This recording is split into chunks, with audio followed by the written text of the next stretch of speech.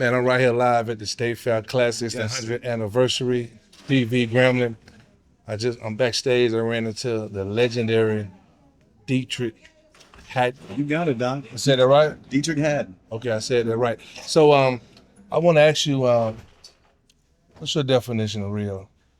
Real, just being as authentic as you can be, staying true to your core, staying true to your roots, not getting too far away from who you really are.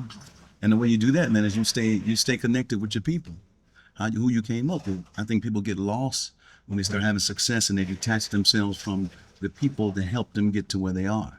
So I think it's just staying true to the roots. For me, it's Detroit, the west side of Detroit. I was born on the east side, raised on the west side, went to Mumford High School, went to Winter Halter Middle School, went to Bernie Elementary. All this stuff is very important to who I am, because that's your foundation. I think when people get away from their foundation, that's when they lose themselves. You see what I'm saying? Yeah. Very good answer, good answer. So you're from the west side of Detroit. West side. West side. So what got you into the gospel realm? Man, Detroit. You've been to Detroit? Been a couple times. Shout out to my boy, Jay Will. Yeah, that's your boy. That's your boy. Yeah. Listen, man, I'm a Lions fan from back in the day. Now you got me back on. I went to a school called Mumford High School. My high school, Mumford High School. Mumford High School is known to have all the best gospel artists in the business. The Clark Sisters. Mm-hmm. The Winans. Okay. Commission, Fred Hammond. These are big names in gospel music. They all went to Mumford High School.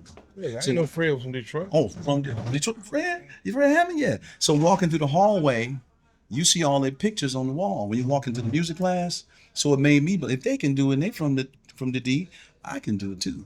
So I really just started out just saying, I'm gonna get my face on that wall. You know what I'm saying? I'm gonna get my picture up there. And that's how I started, man. So have you ever dibbled and dabbled? You ain't got to tell me this ain't for the FBI. And that. Have you ever dibbled dabbled in the street? Because I got a follow-up question to that. So would you ever consider yourself, when you was coming up, being in the streets?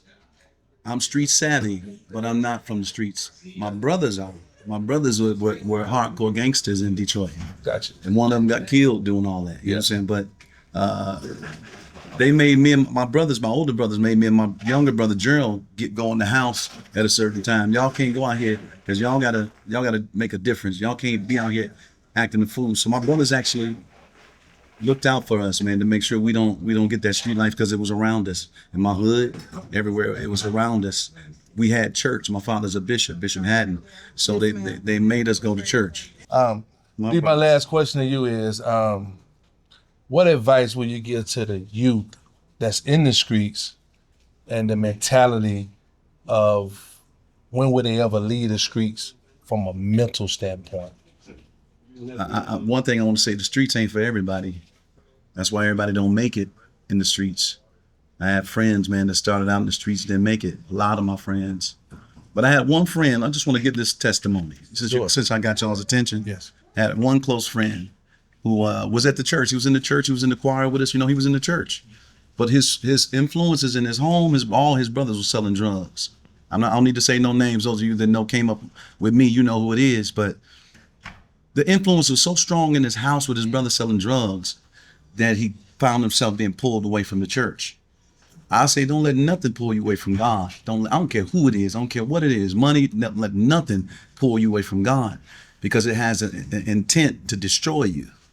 Because what does it profit a man to gain the world and then you mess around and lose your soul? What's the purpose of money if you're gonna lose your soul? So my brother got caught up, and he was doing he was driving the car, the getaway car, man. He was the one, trying to get out of the situation, and messed around, man. It was raining and got the car wrapped around a tree.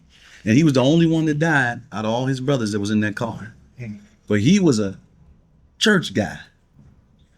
But his influences in the crib was too strong and pulled him away from the church. So like I said, don't let nobody pull you away from God. I don't care who it is. They ain't got enough money, man. For you to lose your soul. Ain't nobody got enough money for that. You stay in your ground. If somebody around you want to do that, they gotta. I respect you doing what you're doing. You gotta respect me doing what I'm doing. You know what I'm saying? That's how I see it, and that's how I survived Detroit.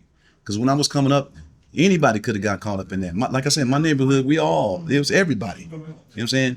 But I stayed true to what was on my heart, and that's to stay with the Lord.